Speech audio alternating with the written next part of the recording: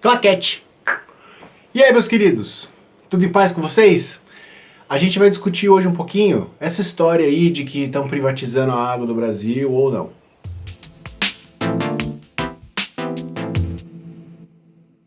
E aí, galera, como vocês estão? Bom, já vou falar agora, porque senão depois eu esqueço e depois vocês também esquecem, mas já deixa o joinha aí, inscreve no canal, manda pra aquela galera que tava discutindo aí essa questão da água recentemente, muita gente tava falando sobre isso, né, falando que agora o Estado é mínimo de verdade, agora a gente tem uma perspectiva liberal, outros falando que a gente vai privatizar a água, de que o pobre não vai ter acesso. Vamos mastigar tudo isso aí pra gente conseguir refletir em cima dessa lei nova. Show de bola? Bom, a gente sabe então, segundo dados divulgados pelo próprio Senado, que 35 milhões de pessoas não têm acesso à água tratada, né? Quer dizer, ela vem do curso d'água até a torneira dela sem nenhum tipo de tratamento prévio, né? Então isso a gente está falando de abastecimento. E 100 milhões de pessoas não têm acesso a tratamento de esgoto. Então quer dizer, 100 milhões de pessoas descartam seu efluente doméstico no rio, na água, no curso d'água mais próximo. Isso é um problema ambiental muito grande, né? Então assim, antes de falar da lei propriamente dito, vamos separar o que é abastecimento de água e o que é saneamento, certo? Porque são obras que, apesar de estarem na mesma categoria de acesso à água, a sua região às vezes precisa mais de uma ou da outra. O abastecimento de água, como eu falei antes, é a captação da água do curso d'água e manda para sua caixa d'água, para a caixa d'água da sua casa, né? A água da rua que a gente fala. Pô, gente, vocês já perceberam então que se chega água na sua torneira para você dar descarga, fazer comida e etc, você já é privilegiado aqui no Brasil, né? A gente então trabalha como? Pega a água, usa porque a gente quiser e descarta. E quando eu falo a gente, eu falo ser humano, né? Você chega a água na sua casa, você usa porque você quiser, para você lavar suas coisas, você lavar roupa, você lavar louça, para você dar descarga e depois você manda embora para qualquer outro lugar. Na indústria não é muito diferente, né? Elas se posicionam em algum lugar para ter um bom acesso à água, fazem uso dessa água e depois descartam. Então assim, para o abastecimento de água, a gente fala de encanamento específico para captação, a gente fala de bomba, né, para você poder bombear água para certos bairros, a gente fala de ETA, certo? Você já viu em alguns lugares aí quando você passa uma obra, uma estação de tratamento de água. Estação de tratamento de água, ETA, é para quando você pega essa água e trata antes de mandar para as casas, certo? Você está tratando a água do curso d'água. E uma ETE é uma estação de tratamento de esgoto, ou estação de tratamento de efluentes, né? Que chega o esgoto doméstico, você faz o processo químico e biológico para purificar a água e devolve ela no curso d'água. Então percebe, muita gente tem o encanamento da captação de água, mas acontece de forma irregular, né? Comunidades isoladas, zonas rurais, favela, que tem uma captação de água precária, apesar de ter uma obra de encanamento para receber esse tipo de coisa. Percebe como é uma coisa incompleta. E no esgoto também, a mesma coisa. Muitas casas têm coleta de esgoto, mas essas casas que têm coleta de esgoto não têm um tratamento adequado. Então vai para o rio, vai para uma fossa séptica, enfim, descarta como dá. E assim, não dá pra gente negar a importância desse ativo tão precioso que é a água pra gente, certo? A gente usa água pra fazer tudo, a gente é 70% de água, né? Como a gente fala desde criança na escola. Então, qual que é o desafio? O desafio é você universalizar o acesso à água, né? O desafio é você fazer com que 100% das pessoas que pagam imposto e têm direito à água de qualidade sejam atendidas, né? Que essa água consiga chegar a todas as pessoas. Beleza. Qual que foi então um ponto muito polêmico dessa lei que foi aprovada? É a participação agora de capital privado. Agora você pode ter investimento estrangeiro, investimento nacional, de fundos privados para concessão de serviço de água. Nossa, como assim? Concessão? Do que você está falando? Ó, quando uma empresa, a Sabesp, por exemplo, em São Paulo, fala, pô, vou levar água tratada e coleta de esgoto para essa cidade, tantas pessoas lá, beleza. Ela ganha uma concessão de 30 anos para poder operar naquele lugar e fornecer água para aquele lugar, certo? Daqui a pouco a gente entra nos pormenores de como isso acontece e como que a legislação que foi aprovada agora pode ser questionada. Portanto, hoje, empresas públicas dominam as concessões de água por todo o país, certo? Empresas públicas que são muitas? Não. Empresas que são grandes o suficiente para conseguir gerar uma capilaridade muito grande? Não. Essas empresas poderiam ter uma capilaridade maior? Olha, acredito que sim. Seja por uma gestão melhor, seja por eficiência, mas o fato hoje é que a gente tem 100 milhões de pessoas sem acesso à água, beleza? E aí agora um ponto polêmico. Aconteceu a privatização da água no Brasil? A privatização, ela é um fenômeno muito bem entendido e observado pelo mundo, né? Que é quando uma empresa pública passa a ser uma empresa privada, né? Ela é vendida, como aconteceu com várias empresas aí. Vou deixar aqui uma listinha de empresas que já passaram por isso. Isso aconteceu, Zap? Não. Primeira coisa, toda empresa pública que já tinha uma concessão de fornecimento de água, com o marco regulatório aprovado, ela ganha automaticamente mais 30 anos de concessão. Nossa, mas peraí, a empresa pública tá lá, vai ficar com a concessão, e aí vai chegar a empresa privada e vai ficar no lugar dela? Não, o termo privatização, nesse ponto, é um discurso forte, né? É um discurso que pega, a gente tem experiências realmente de privatização da água, que foram muito mal sucedidas em alguns países, até aqui da América do Sul. Vou deixar o documentário aqui do Milton Santos para vocês assistirem, que fala um pouco sobre isso, sobre essas lutas, né? Mas assim, a privatização, ela não aconteceu.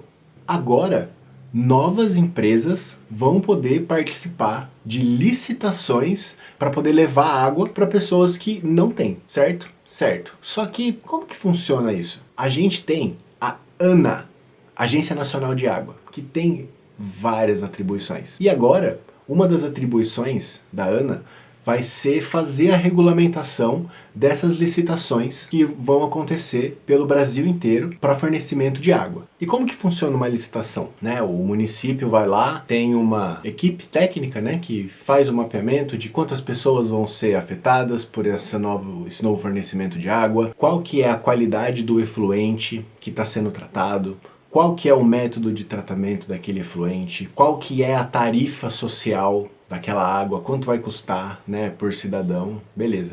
E faz o pedido. Então a agência vai lá, faz uma licitação, que até então antes eu contava apenas com empresas públicas, né, e agora entra várias empresas nessa licitação. Essa licitação acontece buscando o menor custo desse serviço, e aí aprova, e vai lá e faz. Onde que está a parte não simples dessa lógica? É que então a gente concorda que as empresas vão lucrar regiões que dão lucro, certo? Afinal de contas, toda empresa, privada principalmente, só busca pelo lucro. Então, onde é que está o problema? A gente pode dividir como centro e periferia, certo? Centro de uma cidade, centro urbano e uma periferia. Então, quando a gente fala em centro, a gente já sabe que a gente está falando de grandes capitais, de regiões metropolitanas, né, de local com mobilidade urbana, enfim. E periferia, que são comunidades isoladas, sejam elas favelas, né, bairros afastados, zonas rurais. E o custo, eu vou tentar colocar um gráfico aqui para vocês entenderem. O custo de implementação do saneamento, ele cresce conforme ele se distancia do centro. Vocês conseguem entender? No centro já tem muita parte de infraestrutura já feita. As casas já têm coleta de esgoto, apesar de não ter estação de tratamento. Muitas casas já recebem água encanada, apesar de não ter uma estação de tratamento, enquanto que na roça, na favela, não tem encanamento nenhum, de nenhum tipo, registrado. Então, assim, é uma questão que deixa essa situação de pobreza e miséria e falta de infraestrutura desinteressante para o capital privado. Eles começam a perceber aí já uma certa manutenção de um problema que a gente tem aqui no Brasil, né? Que é a marginalização da sociedade mais pobre por conta da falta de acesso à água, que é justamente o que o projeto de lei tenta combater, né? As promessas aí são de 99% de acesso à água e 92% de esgoto tratado até 2032, 35, alguma coisa assim. Então, não existe uma resposta, tá, gente? Pelo menos eu não vou dar essa resposta aqui de que se foi uma coisa boa ou se foi uma coisa ruim, mas ainda tem alguns pontos pra gente discutir. Nossa, mas eu vi lá que tem vários países da Europa que só tem água estatal e vários outros países também estão reestatizando a água. Pô, Zap, como é que você me explica que a galera tá querendo privatizar a água aqui? Ou tá bom, se não é privatizar, trazer capital privado? É uma excelente pergunta. Então assim, vamos pensar. Um país que já tem a água universalizada, Vocês concordam comigo que se 100% da população tem acesso a esse serviço, é uma manobra natural esse serviço deixar de ser algo em expansão, né? Algo cada vez mais lucrativo, uma vez que é um serviço prestado a todos. Então faz sentido isso ir sendo reestatizado, né? Até que ao longo do tempo 100% do serviço de água daquele país é público novamente. Nossa, mas você é um esquerdista, hein? Né? Que estatização. Gente, água é como se fosse a floresta, é como se fosse o solo. É água, poxa. Não é pra ser uma coisa que dá lucro, não é pra ser uma coisa com crescimento econômico vigente, é pra todo mundo ter limpa e pronto. Então assim, é muito perigoso esse discurso eleitoreiro de pegar exemplos horríveis e jogar como se tivesse acontecendo isso aqui. Então, gente, a universalização, ela vai ser mais rápida com a participação do capital privado? Com certeza vai, porque vai ter muito mais gente fazendo, né? A gente sabe que para você pegar dinheiro emprestado do Banco Mundial, por exemplo, para obras de saneamento, você consegue aí uma taxa de 2% ao ano. É um dinheiro muito, muito, muito barato, sabe? Com carência para pagar depois de 18 meses. Uma empresa não vai conseguir ir no banco e pegar empréstimo para fazer obra em 30 cidades ao mesmo tempo. Nenhum banco vai fazer isso. Nenhum banco vai emprestar para uma empresa 5, 6 vezes o faturamento daquela empresa, por mais rentável que seja. Ele precisa de garantia, ele precisa de liquidez. Então por que mais empresas fazendo isso é interessante? Porque daí você tem mais gente solicitando esse recurso, né? Mais CNPJ solicitando esses recursos, então isso diminui o risco e faz com que o capital chegue, né? E aí as obras sejam realizadas. Qual que é o problema, um dos problemas grandes disso, né? É que nessa lei não tem nenhuma garantia de uma taxa social baixa em regiões pobres. Não tem nenhuma garantia de que empresas vão ser obrigadas a realizar o saneamento em áreas mais isoladas. Não tem nenhuma garantia de que as cidades menores vão ter apoio do Estado para conseguir ter um corpo técnico que consiga dizer qual é a condição do saneamento naquela cidade e quais são as obras necessárias para que elas aconteçam lá, para que se abra uma licitação. Entende? Muitas vezes hoje, gente, já existe muito dinheiro público para fazer esse tipo de trabalho que muitas prefeituras simplesmente não têm o poder técnico de conseguir identificar os problemas da sua própria cidade. Entende? E esse marco regulatório não diz nada sobre isso. Uma coisa interessante que o marco do saneamento permite é o consórcio intermunicipal. Quer dizer, alguns municípios conseguem se juntar para fazer um consórcio, uma contratação grande, né, de serviços de água que vão ser realizados nesses municípios. Por que isso é interessante? Uma cidade grande ou desenvolvida, né, com poder aquisitivo interessante, consegue pagar por uma obra de infraestrutura que outra cidade pequena precisa também. Então a cidade grande subsidia a empresa pequena. E a gente não tem nenhuma garantia nesse marco regulatório de que empresas vão participar de licitações envolvendo obras de infraestrutura de cidades grandes e vão ter obrigatoriedade de ir numa cidade menor com uma menor quantidade de pessoas com acesso à água e realizar obras lá também. Não existe essa garantia. Então percebe que essa lei, ela bate o martelo no seguinte: o que está de concessão pública vai ficar de concessão pública. O que quiserem fazer de obra de saneamento daqui para frente, vai ter que abrir licitação. A empresa pública vai conseguir ganhar essa licitação? A gente não sabe. Pode ser que sim, pode ser que não. Mas ela continua participando desse jogo, certo? Numa região com uma densidade demográfica alta e obras de infraestrutura já pré-instalados, então perceba, 2 indicadores: densidade demográfica alta, obras de infraestrutura já pré-realizadas, que é aquilo que eu falei, encanamento tudo em dia, regularizado, esgoto sendo coletado e etc. As empresas vão olhar para esse lugar e falar, pô, a gente pode fazer alguma coisa boa aqui.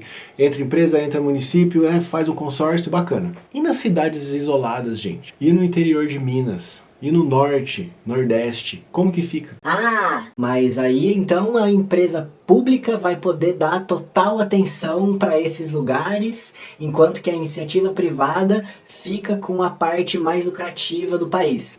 Tá vendo por que esse discurso de privatização tá meio errado só? Porque como que você garante que o capital estrangeiro privado, o capital nacional privado, vai chegar nas regiões de maior distância do centro, que tem o custo de operação mais alto. Você não vai garantir. Então isso é um problema muito grande, porque isso com certeza faz a gente ter uma perspectiva de que as pessoas vão continuar interessadas em levar água aonde a infraestrutura já existe, aonde empresas vão se instalar. A gente já viu vários nomes aí de empresas, Coca-Cola, Nestlé, interessadas nesse marco civil. Então, gente, vou falar aqui do fundo do meu coração qual que é o problema que eu acredito que aconteça. Uma quantidade muito grande de dinheiro num espaço muito pequeno de tempo, sendo distribuído por muitos lugares do Brasil. Os corruptos pira nesse tipo de coisa, galera. A galera que rouba, político que rouba, tá feliz da vida com essa situação. Isso é um problema muito grande, porque... não vou nem começar aqui. Vai aumentar a porcentagem de pessoas que têm acesso à água? Sim!